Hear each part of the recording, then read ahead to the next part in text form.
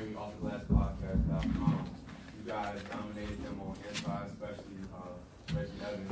He had 22 and 24.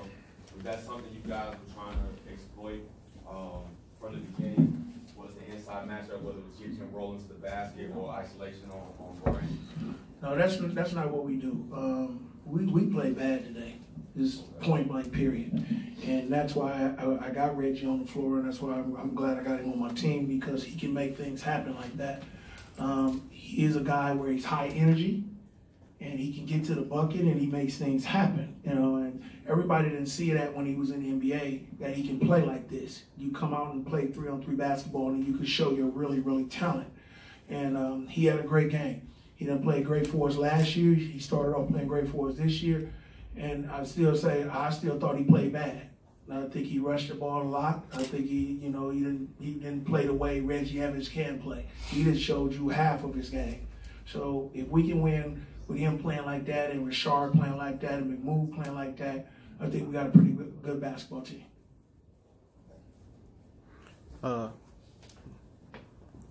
Christopher King, Goodfellas Sports TV. I noticed that Reggie Evans and Mr. O'Brien had a little back and forth. Reggie, I mean, did you take it personally? He blocked you, but you was using your muscle on him a little bit.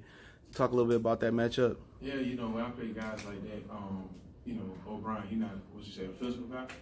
If you notice, like, he shot a lot of threes today, he shot a lot of jumpers today. So, you know, we're in the Motor City, so you got to take it down to the paint. And pretty much, you know, 3-on-3, it's physical.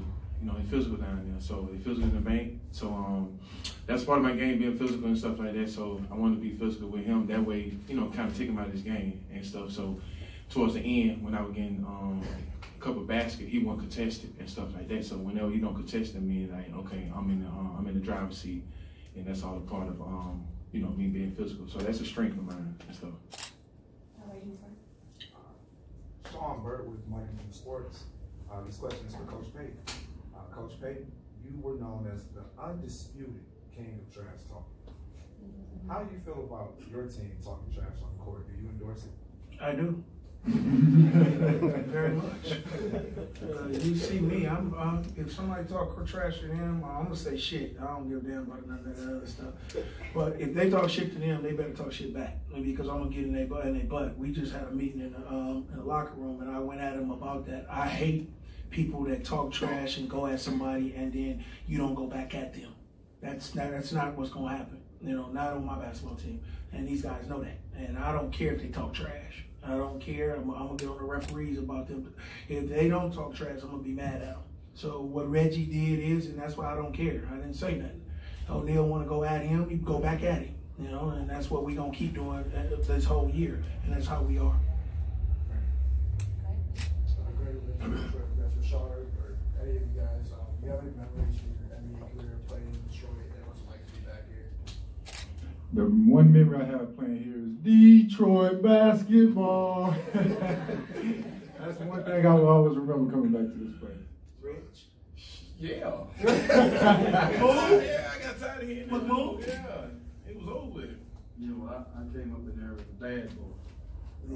Yeah, that was our era. Just a physical team. Joe Dumas, Isaiah Thomas, tough squad to play against, no question. Joe Dumas, I think, by far was my toughest defender. You know, just how he gauged his distance. You know, so I definitely remember that. Yeah, they played real. Like Rashard said, when they do what the dark skin do, what's it called? Man, show what he said. Detroit basketball, they Mason. Yeah, good dude, and they do them fireworks. I had a flashback. I just seen Chauncey and being out there. My name is Kimora from the BC1 magazine. This question is for Coach House. What do you think the team Competed today? I think they didn't compete well. I think they, as a competitor, they competed really well. I think that's why we won the game, because we are tough competitors. As how I thought they played, I give them a D.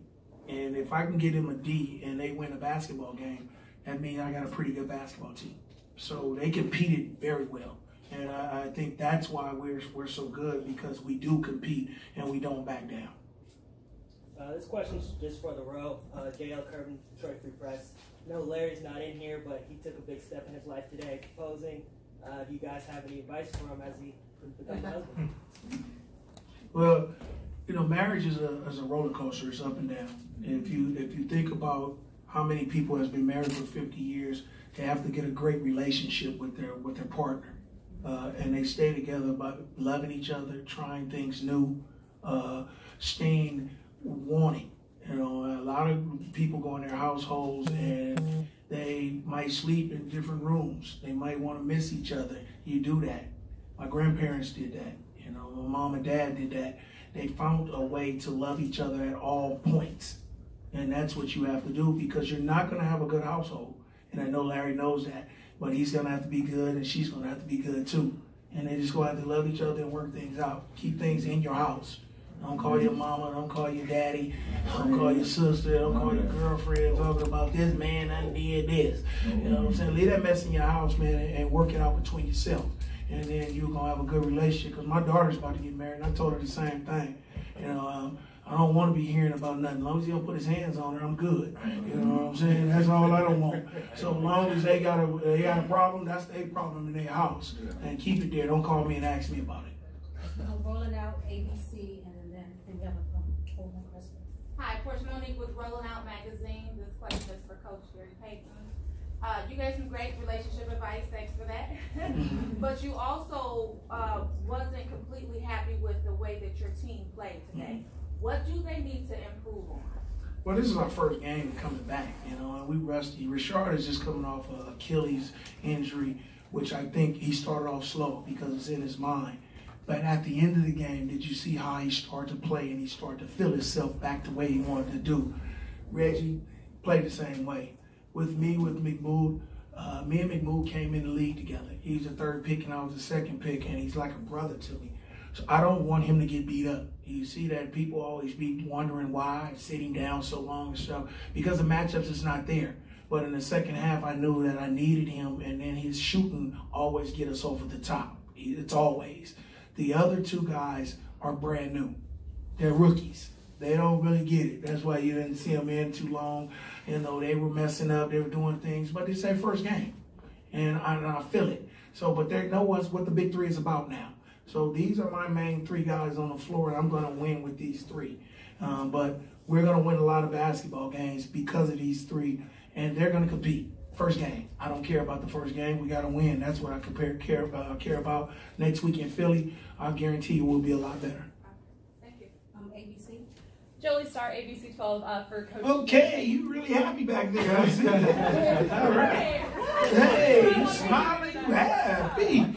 Okay. Looking out to the sidelines and seeing players like Chauncey Billups and Ben Wallace, just what is maybe one of your favorite memories playing back at the Palace against the Pistons? If you have a memory or a game that stood out to you amongst your career. Shoot, I came in here a lot of times, but I got my ass whooped in 2004. I hate that one, though. You know, them two over there, they won a championship against me, though. That was bad. So, but it's always good because Ben and Chauncey is good friends of mine. You know, they're really good peoples of mine.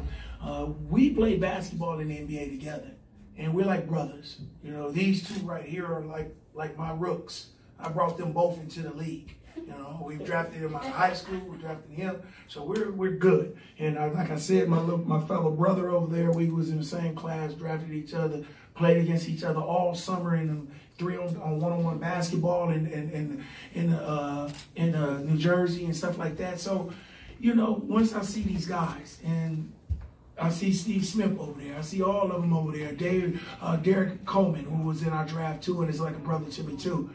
They're all friends, and we're all going out to dinner in a minute. So I really love when I see them because it's always a brotherhood. It's not about Detroit. It's not about that right now. It's about us being together and being friends after we play basketball. We was competitors so long. Now to be friends with each other and know each other's families and kick it with each other, it's